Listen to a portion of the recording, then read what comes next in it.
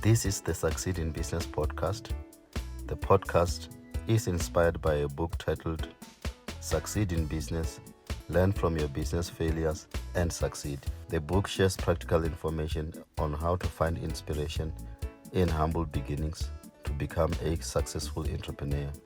Through this book, you will learn that starting small is always the best way, and if you fail, you are equipped enough to start again. It also provides nuggets at the end that you need to read daily to know how to navigate challenges in your small business. If you want to get a copy of the book, contact Mpho Nenweli at 082-567-3099 on WhatsApp and on email mpho@anisa.co.za. The book costs 259 rands including courier. My name is Mpho Nenweli. This podcast is called Succeed in Business podcast. The podcast is aimed at bringing the best in you. Just know that failure is inspiration. Success is within your reach and you must never give up.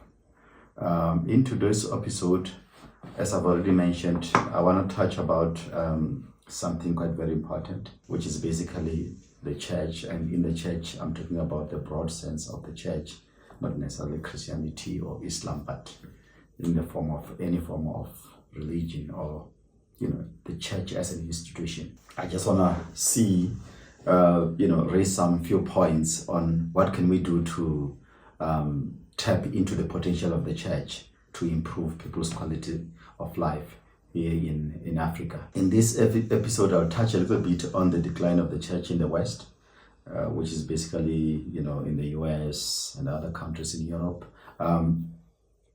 There's also an issue of the fact that in sub-Saharan Africa alone, we've got above more than 500 million people who are, religious. So we are living in a very highly religious part of Africa. I mean, sub-Saharan Africa. So Africa is really home to highly spiritual people. So the church has got resources that, I just want to look on. If they were not to be used primarily for individual purposes, these resources can be able to improve people's quality of life. And I also want to look at what can the churches do. These churches are so powerful and they're so huge, especially here in sub-Saharan Africa. They are quite very huge movements. What can they do to help people in business? What about the transformation and the issues of economic development of people here in Africa? Can the church really, pull its resources for the common good? The intention of the episode obviously is not to tarnish any church or any church leaders or any church practices, but I want to just raise a few pertinent issues that I feel if we can be able to put our emotions aside and look at facts, we should be able to harness the power of the church as an institution and use it as a developmental tool, as something transformative, instead of waiting for any form of aid or any other people that can come from outside of our continent to come and assist us. This episode obviously is likely to rub some people the wrong way, but it's very intentional. I just want to, be provocative, throw some ideas that can make people think, that can make people change the focus of their churches and see the actual power that their churches are sitting on, the actual power that their churches can harness to change people's lives, instead of the church being dependent on people all the time in terms of money in the form of tithe. The church can be a sustainable institution if it's thought through as something that can live on its own as an entity. The good thing is that having not been raised in a church, I'm lucky enough to be able to look at issues, to look at the issues of the truth or fact and be able to raise them. So it's the beauty of having been raised, in a place where there was no indoctrination. So really, I believe that the best gift that my parents gave me was to raise me without any form of indoctrination. So I'm able to converse with anyone across any religion or any beliefs, and be able to listen to any other person's story. And the other beauty, obviously, being in South Africa is the beauty of democracy, that we are allowed to raise issues, to discuss issues. I know it's not common in other parts of Africa, discussing things or institutions as powerful as the church, which are associated with politicians, can lead one to go to jail. So the beauty is that at least we've got the power of the internet, the power of democracy in South Africa. I can be able to speak freely, So I just want to connect the church as an institution to the issues of business in this particular episode. And my focus, as usual, is primarily the small business, the informal business, the common man on the street who want to start a hustle with the intention of creating employment opportunities, eradicating poverty, creating opportunities for education, for capacity building, for people to generate income. So this is basically the beauty of this particular exciting episode. I want to continue again on the issue of growth of the church in sub-Saharan Africa. As I already pointed out, sub-Saharan Africa is home to highly religious people, highly spiritual people. I just want to give an indication of an exciting or interesting story rather that was shared with me by my physician called Dr Mpho from the Democratic Republic of Congo. He once gave a very interesting, humorous story to me after going home in the Congo. And he said to me, Mpho, the people in the Congo are praying a lot. And he was disappointed at the fact that they are not seizing the economic opportunities that the DRC offers. Amidst all the challenges we know as entrepreneurs, where there are problems, there are opportunities for business. And he said, he gave me a very interesting analogy that he would love to plant 2 gardens and call these particular church people. One of the gardens, he will ask the people to really pray hard and fast for and see if it grows. The other one, it will be nurtured, given fertilizer, and after some 6 or so weeks, he will call the people to come together again and show which particular garden has grown the most. Is it the one that the people were praying for, or is it the one that has been looked after, where the weeds have been removed, where the hard work has been done to put fertilizer? That was a very interesting analogy. So what I'm trying to say is that it seems like we are using the power of prayer and the power of the church in a manner that is not very beneficial to our people. We need to really find ways of tapping into the power of these institutions that we have in the form of churches. So it's quite very important to say there is potential there.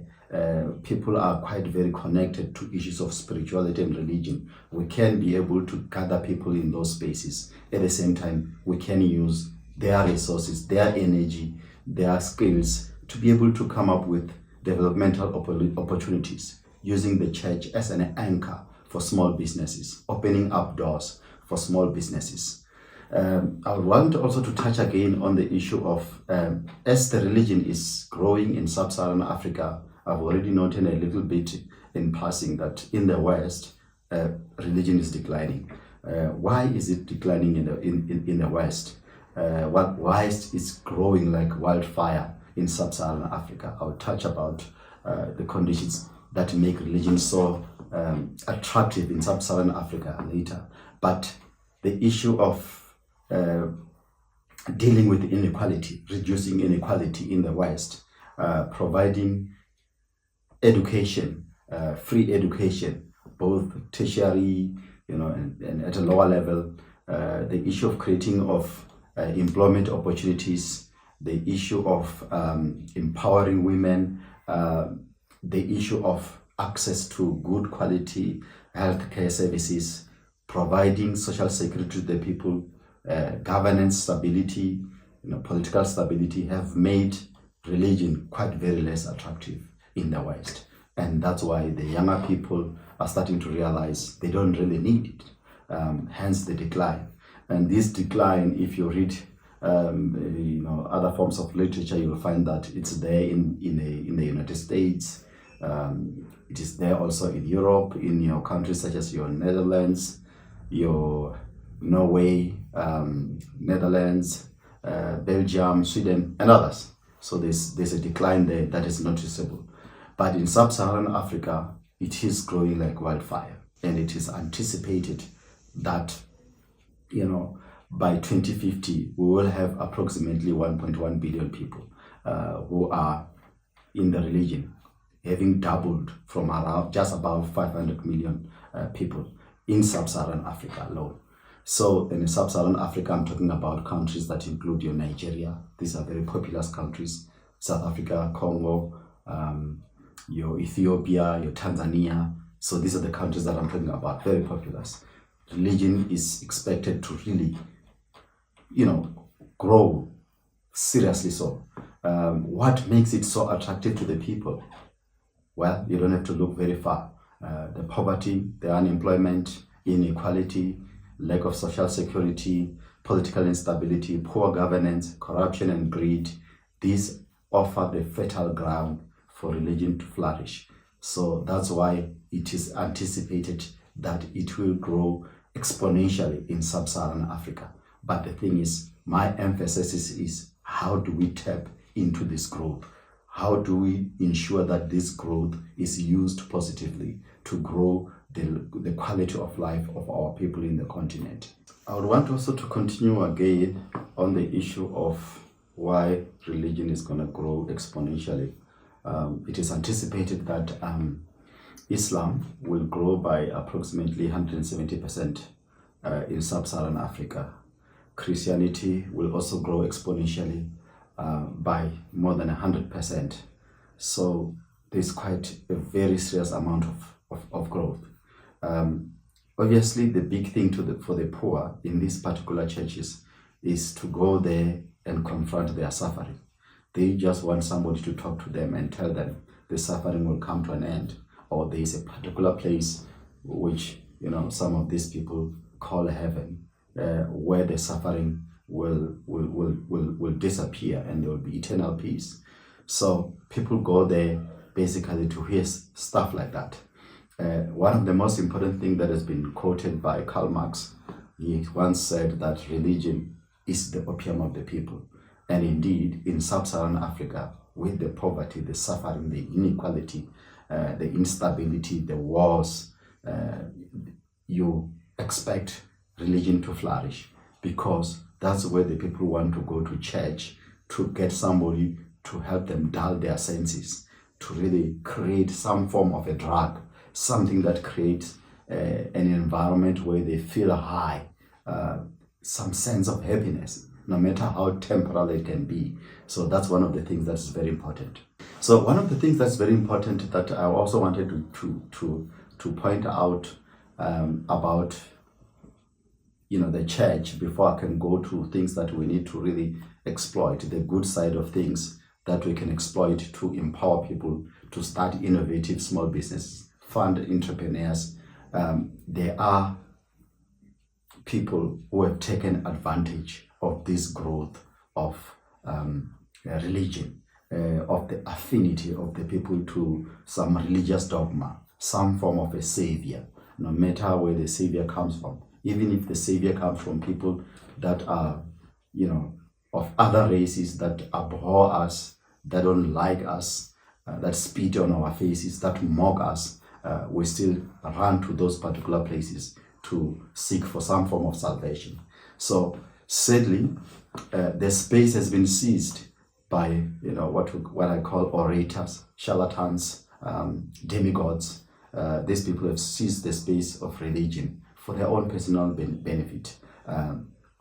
And the challenge with these people is the issue of greed. They are self-obsessed. They've personalized, the churches These churches are owned in family trusts. The poor would give all their resources, their time, their free labor.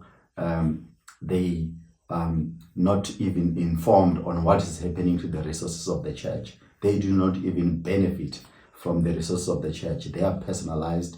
Individuals literally run these big institutions which are worth lots of millions. The church finances are not even known to anyone. They are managed in the dark.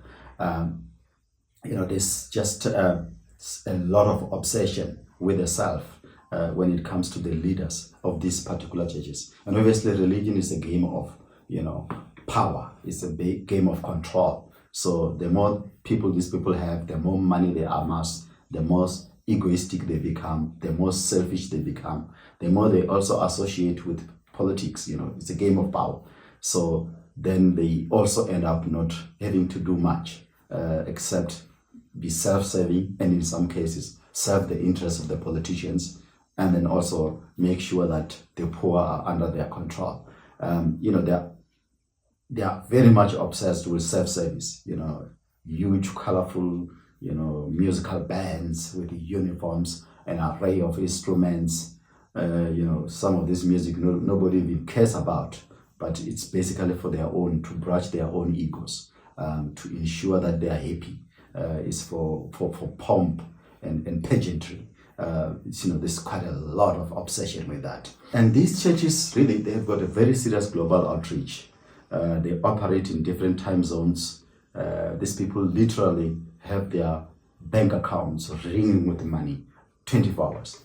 Because as we're sleeping here, it's night here in Pretoria. Some other people in some part of the continent, in the US now, it's in the morning.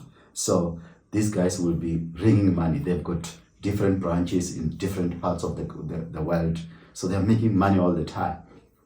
So there's huge financial resources. That makes me interested as an entrepreneur to say, what do we do with these resources? Why can't we not personalize these resources? Why can't we be open-minded enough to say the resources that we have can be multiplied by themselves without having to go and collect money in perpetuity from the poor people, from the poor masses, from the suffering, from the poor, from the people who are struggling just to put food on the table? Why can't we use what we have? And then instead of just feeding the ego of one person or a group, one person with fellow people that are also, all feeding in the feeding trough together with that particular person, why can't we really maximize these resources for the good of our people? In this way, we can be able to ensure that we come up to bring some end to the endless collection of tithes. The tithe is collected non-stop. Nobody knows when the bank will be full. Nobody knows what is in the bank. Nobody knows what is going in. These churches are sort of generating money with a lot of things. Some of them are selling the oil. Some of them are selling the teas, the water, things that obviously they are obtained at very minimal cost, and they sell them at maximum profit. So they're sitting with a lot of money that can be used and that can be harnessed to ensure that we can start small businesses and then empower our continent and make sure that we are no longer a continent of beggars. We have the resources, so why can't we use them? My big focus in this particular podcast, like I've said, is not basically to tarnish these particular leaders, but to say to them, my plea is to you, let's reposition the church for good. Can't the church as an institution serve some good? And in my case, the good will be to empower the people who are hustling on the streets, the people with the ideas, the innovators, the entrepreneurs. These people can be empowered in many ways by the church. Why can't the churches be transparent with the finances so that we know this is the amount of money that's been collected? So much is being used to empower the people. Isn't it that the church is there to serve the common good, the good of the people, not the good of the individual? If that is the case, why hide the finances? So why can't we use the finances to empower the people? Why are the churches spending 80 to 90% of the money on themselves, or the money is just lying in the banks that are owned by white monopoly capital. Why? Why are they doing that? Why can't these churches form banks that can be used to borrow money to the state, to the entrepreneur on the street at lower interest? We know that the people are being exploited by these banks. I was just reading recently about one of the banks where I put my money. The executives paid themselves almost close to 400 million rands. That's money that's made from customers of the bank.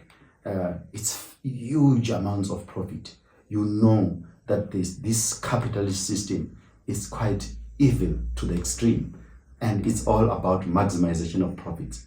I know also with some challenges of health, I've been engaging with one of my health insurances. One of the things that I've noted is that these people want to collect money in perpetuity. When they are about to pay you, they will make sure that they will take you from one assessment to another, and they will put you in their tightly knit, controlled and racist system of practitioners who are supposed to assess you, and the primary aim there is to find a fault in you so that you are not paid. So why can't the churches fill this particular void? Why can't they bring the resources so that we can be able to come up with something that treats people fairly? People are willing to pay a fair profit, a fair interest from borrowing the money from these particular institutions. I don't see people saying, no, we can't be able to borrow. So the church really can be repositioned for the good. The church can form small banks. They can do lending. Forming a bank, you don't need a lot of money. These guys have got a lot of money. They buy jets, they buy expensive cars, they buy all sorts of paraphernalia. They've got bands where they've got instruments that cost millions. To start a bank, you don't need a fortune. The Grameen Bank in India has been started with very minimal money, and the people pay the money back. So why can't the church as an institution come in and help address the poverty that we're encountering in the continent? Why can't they fund innovative education and research? Why can't they do that? When are they going to tell their people? A church should be able to tell people, our projection is to collect the tithe up to this particular year. But this particular year, we should be fine. We have done our projections. The church will be able to invest its money and be able to generate income without having to burden the poor, because we are living in a situation where the interests are going up. The capitalist system is becoming more evil. The food is rising. The middle class is being squeezed. The debts are rising. People are failing to pay the debts. So why can't we come up with a solution based with the resources that are already there? Why can't the church help empower people, help them embrace and confront their suffering by doing innovative things, by making them proud again, by taking care of their own destinations, by making sure that they start small businesses. They can be able to tithe more. They can be able to bring more money to the church, and the church will not have to tithe even pensioners, because out of desperation. So there is a way in which the church can be repositioned for the good of the continent, for the good of sub-Saharan Africa.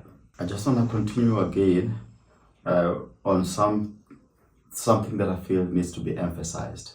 I believe that the church in Africa, for it to reposition itself, it needs to forego this whole concept of fear-mongering. The use of fear to control people is quite very disingenuous. This whole concept that people are read scriptures or verses that talk about hell all the time, making them so fearful to the point of paralysis, is quite very disturbing. We don't need any form of fear. We don't need any form of a mental suffering, depression, anxiety caused by orators and people who want to put people under their control by invoking fear as a weapon. The whole idea of weaponizing fear is quite very disturbing. I find that the whole concept of telling people that there is some form of a heaven somewhere is quite a little bit disturbing. At the same time, the whole concept of hell is also quite a little bit disturbing, in the sense that when I put it in practical analysis, I find that it's really not good for people who are religious to keep others under control using fear. If there's anything that is good that people need to believe in, that they need to use to empower themselves, it does not have to be, we don't have to invoke fear for people to believe in it. Anything good, people need to be convinced that it's good for them, and they should be able to follow it. But when you use fear as a weapon to cripple people, it's very disturbing, to the point that even the most educated amongst us start really to do things that are disturbing, start to become less analytical, start to become less engaging with their leaders in the churches. The type of things that I'm saying here in this particular podcast are not the things that people would love to discuss with their religious demigods, to the people that they've chosen, and with this new terminology that they have come up with, of creating somebody they need to look up to, somebody they need to praise. This concept of the man of God, meaning that we are not really the man of God. There is a man of God. I find that also quite a little bit disturbing, because we are really born equal. We are all of God, and He loves us all. Either you drink, or you are an addict, or you feel like you're a good person, you're still the creation of God, and He loves you as you are. It's the same thing as a parent. If you have got children that perform well at school, I've got children that are addicted to drugs, they remain my children. And as a parent, the best thing I can ever do to them is to love them. So I believe God operates in the same principles. I don't see Him operating differently. This whole concept that if I become prayerful, He's gonna choose me to be the one who will be with Him in heaven. We're gonna be having a good time. And then at the same time, if my wife is a non-believer or my children are sinners, they will be burning in hell in perpetuity. And it is supposed that I'll be having a very good time with God, whilst my kith and kin are burning in perpetuity. I find that quite a very difficult thing to comprehend. And I also don't understand how cruel God can be to even allow people to suffer in perpetuity. Never mind even myself, enjoy myself when my kith and kin are not with me. So I don't really think the whole thing of fear mongering is right. So let's rather use the religion as a form of empowerment, as a form of getting together, organizing ourselves, creating a critical mass that is developmental, that is forward-looking, that is empowering, that is aimed at addressing the challenges that people have in our continent. Not the issue of selecting a few amongst us, hero worship them, put them on the pedestal, listen to their stories of telling us that they were born uniquely or differently, which is not even a unique story at all. Books are full of stories of people who were born out of unique circumstances. So we don't need to be brainwashed about that.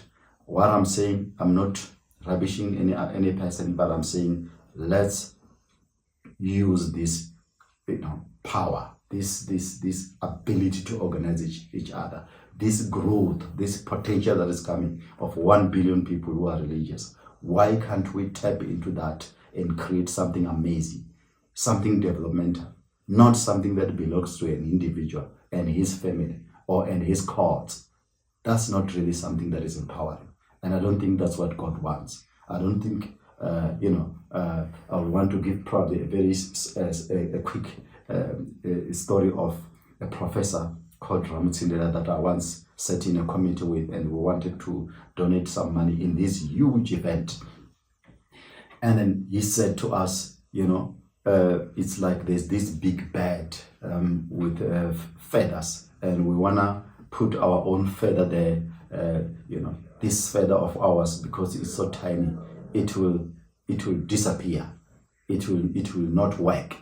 So therefore, it's the same thing. You are taking the hard-earned money that you have, and then you're going to throw it into a church where there's heaps of money that is belonging to an individual and his cohorts and his family in a family trust. And I'm not sure if that is what impresses God. I feel like we can do something better with these resources. We can empower small businesses. We can redirect these resources and create something good. Because the thing is, we need to ask ourselves before we go deeper into that, what do we need to do? What do we need to do? And the big question that we need to ask is, where is the money going in these African churches? We need to ask that. Once we answer that, we should be able to engage in a conversation that is empowering, that can take our people somewhere. I want to continue again by the question that people will not want anybody to ask. Where is the money that these big African churches collecting going? We need to ask that. Where is it going? It is money that's collected out of the poor. It's money that can be used for the good. It's money that the state or our governments are not even taxing. There's a challenge. This money is sitting in some banks that are owned by, imperialists or, capitalists with no interest in our affairs as Africans, except to maximize as much profit as possible. I'm concerned about this because these big African churches, they keep collecting money non-stop. And the collecting of money in these particular institutions has been going on for generations. And I will die, they will keep collecting, their children will keep collecting. And is there a bigger good that we see that they do? I'm sorry to say no, except to read the scriptures to the people. They do quite very minimal for the good of our people. Are they addressing inequality? No. Are they addressing poverty? No. Are they addressing unemployment? No. Are they building schools? No. Are they really funding people for bursaries? Very minimal. What I've seen, which is the common trend, is that there's a big hole of money coming into the coffers of these particular churches, and a very small hole of the money leaving for the benefit of the rest of the people. It's a huge hole of collecting and a small hole of the money leaving. And the minimum that they do, I'll give an example. They will go take pictures of some 10 children, give them shoes, and then they will take 1,000 pictures, and they will make a lot of noise that they're doing quite a lot of good for the people. And it's all we know, basically, to just create a whole impression. It's crazy. The amount of money that these people are collecting and using for personal benefits, it's sickening, to the point that some of them can go as much as buying their own children who can't even, who can barely walk, buy them luxurious, multi-million imported luxury vehicles. And we call that empowerment. So where is the money going? Where is the money going? That's my serious question. We need really to find a way of confronting these particular questions. Why are these businesses shockingly not supporting this? These churches shockingly not supporting businesses. In particular, businesses owned by Africans, the poor, the oppressed, those who don't run the economy. In South Africa, Africans don't control the economy. And I don't see them doing so even in the coming years. More so with the fact that the legal resources that are supposed to be used to empower emerging businesses are obviously then siphoned off by corrupt politicians, by corrupt bureaucrats. So they just make matters worse. Sadly, our churches, in the name of God, the one that loves everyone, the African churches are spending most of their money funding white-owned businesses. And I have nothing against the white-owned businesses. It's just that we don't create any opportunities for ourselves. We are so comfortable in perpetuating the inequality. The money that we have can be spread and empower some of amongst us to enter into the economy, some amongst us to become industrialists. Why can't we produce our own uniforms for our churches? Why can't we grow our own teas? Why can't we do our own oils? Why can't we produce our own shoes, our own ties? Why can't we do that? These churches are spending huge amounts of millions. They encourage their members. They've got contracts that they sign with suppliers of companies owned by people who don't like us, who laugh at us, who mock us, who don't even give us shares. If we're given shares, in any case, you end up losing the money that you put into this into buying this black empowerment shares. The church in Africa, in sub-Saharan Africa, needs to come to the party. They need to use the money that they're collecting to empower people. And I'm not saying just go around dishing money in the form of grants. No, we have got hardworking people with ideas, entrepreneurs who can supply the very things that your members are buying from companies that have no interest in your own affairs, that do not even come and invest sometimes in your church. They don't even put any infrastructure or any form of support. They are so happy to be packaging whatever you want in your name, in your, in your symbols or emblems, but they don't like you.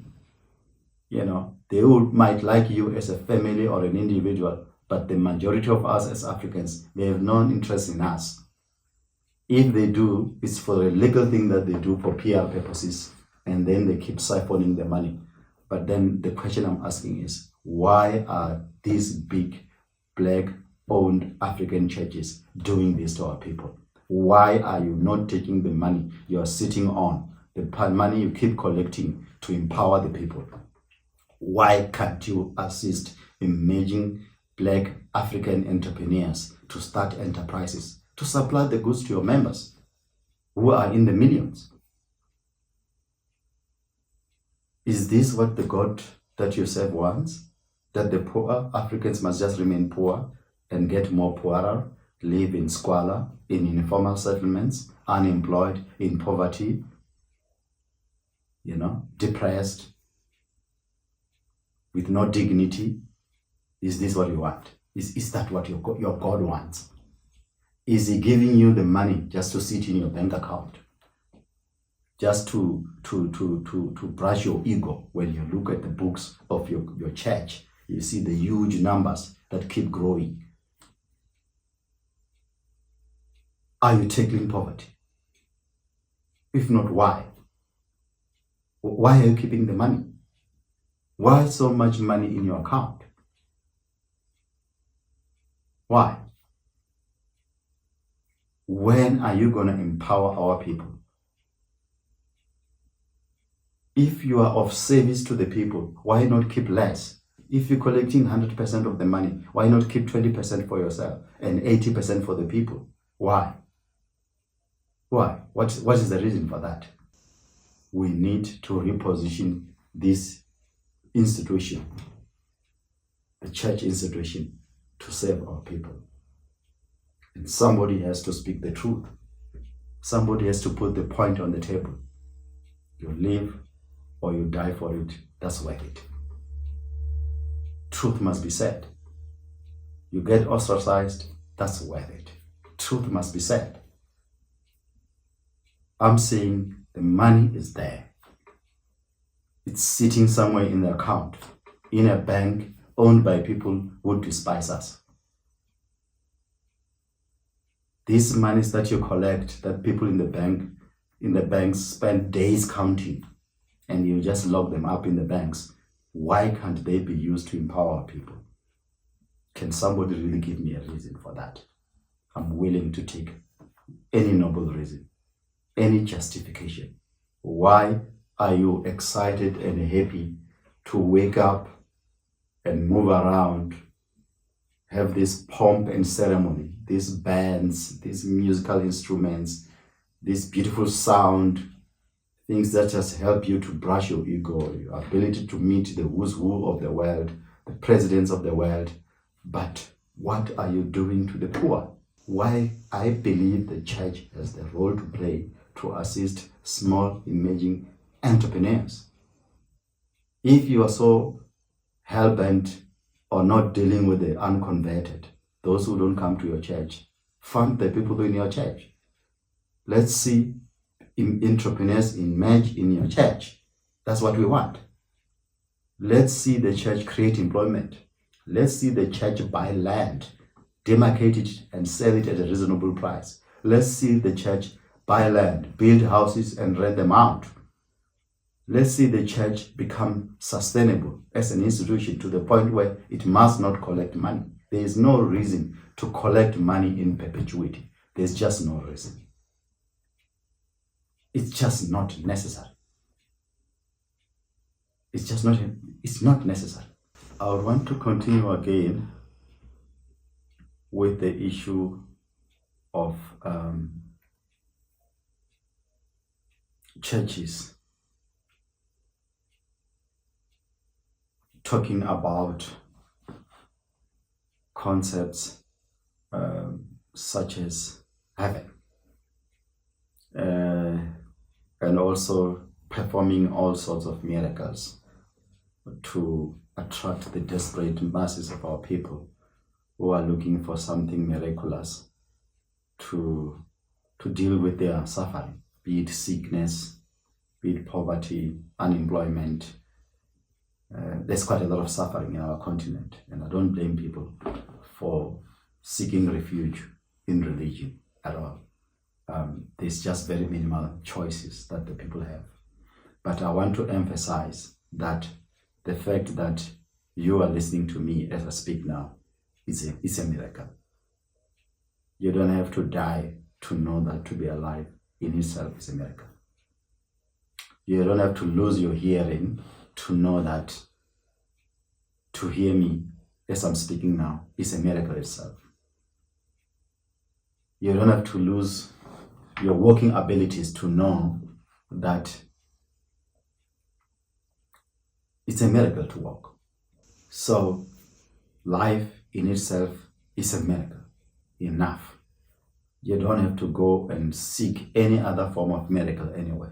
You don't have to go to look for somebody that you believe has got some supernatural powers, or somebody that you believe he is the man of God, or he is of God. We are all of God and we are equal. That's something that you need to know. The human body is such a complex form of machinery. The brain is a very sophisticated computer that we don't have any comprehensive understanding of how our bodies function, no matter how much research has been done over the centuries. We don't understand, as the Indian yogi Sadhguru once noted, that we don't even have a detailed understanding of how a single cell in the human body fully functions. That's why we still have people who study the brain, people who study different parts of the body individually, and still they don't get enough depth to understand how those individual parts of the body works. So we are a miracle. No other miracle is needed, and we must not allow people in the form of churches to use miracles to control us, to brainwash us, to take us into things that are immaterial. If you perform a miracle or not, I'm not sure if it matters or not. If you walk on water, I don't know what that helps with. If you change water into wine, well, it sounds like it's a miracle, but what does it do? Does it really change any person's life? Does it contribute to science? Has it improved how we as humans live? Has it improved our quality of life? It's a good story, but at the end of the day, it doesn't deal with our poverty. It doesn't deal with our suffering. It doesn't deal with our unemployment. It doesn't deal with inequality. It doesn't solve all our political problems, the greed, the corruption. It doesn't. Of course, we do need good stories to hear that can inspire us. We do need good stories that can help us carry in this particular journey of suffering and pain. No doubt about that. And I don't really want to say I ridicule such stories, but all I'm saying is that there are serious things that we also need to give attention to as much as we listen to those stories. So the truth is that Africa is the heaven, in my view. This is the heaven on earth, and we don't need to ask for more. The fact that we've got so many people suffering poverty, unemployment, inequality, really, it's all about our inability to get together, to mobilize, to unite, to use the resources, be they in the churches, to ensure that we move our people forward in one way or another. Move away from this whole culture of self-obsession, the pomp and ceremony. It's a culture that has destroyed Africa. We know where we come from. Our leadership, people like Mobutu Sese Seko of Zaire, where people will say he will even bring a hairdresser all the way from France to come and cut his hair in the Congo. That's a sense of self-entitlement. The greed, the self-obsession. And it's said that the people who are leading our churches have adopted the same posture. And they've got scriptures in whatever religion they practice that support the fact that they are brought here and they are blessed and they are going to be prosperous. No matter what, doesn't matter how huge the prosperity will be, even if they don't share it with anybody, it's the blessings of God, which I'm quite very doubtful about. It's quite a lot of self-obsession and greed. You cannot keep a bank account not breathing with money and you keep collecting in perpetuity. Run the church as your own personal family and not open up opportunities for entrepreneurs to address the challenges that we have, the challenges that are just down your street, the challenges that are just in your village, not far away from you. Why can't you empower an entrepreneur to do the uniforms for your church, to manufacture the instruments for your bands? Why can't you do that? To make the furniture for your church, for your house. The people in the churches who are leading us, they must let go of the greed and the God-given resources that are at their disposal, be they human, financial, skills. This must be mobilized for the common good of the people.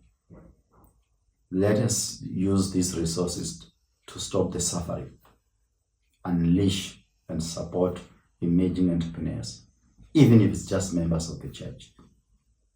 The power of these resources can be able to, and the networks that we have in these particular churches, which run all over the continent, can be used to establish environmental friendly businesses.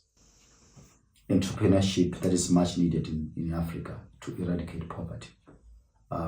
There's quite a lot of things that are positive that we can use to stop the suffering, really, which I believe is the core role of the church. The churches that we have, they are so huge. They have enough money to even borrow the state. I don't understand why in some cases the state, African states have to go out and borrow money for infrastructure. These churches can do some of the infrastructure. They have the money.